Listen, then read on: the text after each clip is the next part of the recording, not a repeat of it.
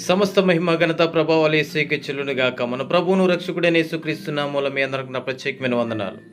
దేవుడు మన కుటుంబాలని దీవించి ఆశీర్వదించును గాక. ప్రతిరోజు దేవుని యొక్క సన్నిధిని అనుభవిస్తూ దేవుని యొక్క వాక్యాన్ని వింటున్నాం కదా. ఈ పునరుద్ధానపు ఆదివారపు ఆరాధన మనము అనుభవించాం. దేవుడు మన కుటుంబాలని దీవించి ఆశీర్వదించును గాక. ఆయన సన్నిధిలో ఒక్క దినము గడుపుటే 1000 దినాల ఆశీర్వాదం అంటున్నాడు కాబట్టి అటు 1000 దినాల ఆశీర్వాదం మరి ఏ కుటుంబం సొంతం చేసుకున్న కుటుంబంతో కలిసి ఆరాధించిన ప్రతి కుటుంబానికి ఆ ఆశీర్వాదం దేవుడు దయచేయునుగాక. ఆమేన్.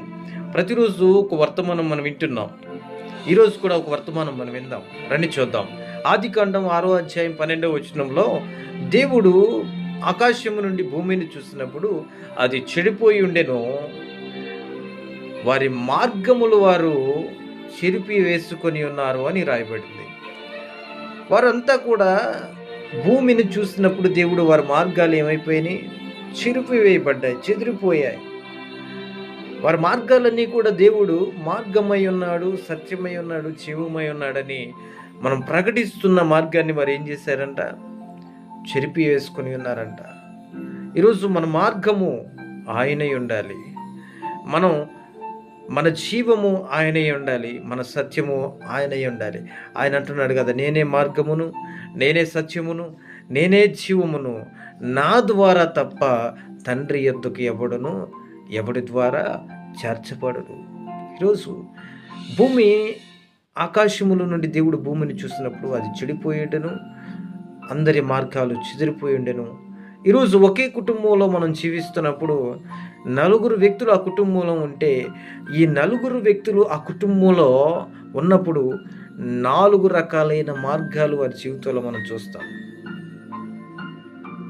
జ్ఞాపకం చేసుకోండి, ఈ 4 రకాలైన మార్గాల్లో ఏ మార్గము దేవునికి దగ్గరగా జీవిస్తుంది, ఏ మార్గము లోకంతో జీవిస్తుంది, ఏ మార్గం చెరిపి వేసుకుని ఉన్నారు వాళ్ళు, ఏ మార్గము ద్వారా వారు బంధించబడి ఉన్నారు, ఏ మార్గము దేవునికి నీకు మధ్య ఓ సరైన సంబంధం లేకుండా చేసి చెరిపి వేసుకున్నావు. దేవునితో ఉన్న ఒక బంధాన్ని, ఒక మార్గాన్ని, ఒక సత్యాన్ని, జీవాన్ని నువ్వు చెరిపి వేసుకున్నావు. కాబట్టి నువ్వు చెడిపోయిన వాడిగా, నీ కుటుంబం చెడిపోయిందిగా, నీ యొక్క భ్రష్టమైన స్థితిలో నువ్వు దేవుని సన్నిధిలో నిలబడగలిగితే, మార్గం ఇచ్చిన యేసయ్య వైపును చూడగలిగితే, నీ మార్గాలు చెరిపి వేయబడినట్లయితే, ఈరోజు నేను ప్రకటిస్తున్న నజరేయుడైన యేసు నామములో మార్గము లేని ఆ పరిస్థితుల్లో కూడా మార్గాన్ని చూపించిన యేసయ్య మన ముందున్నాడు. హల్లెలూయా.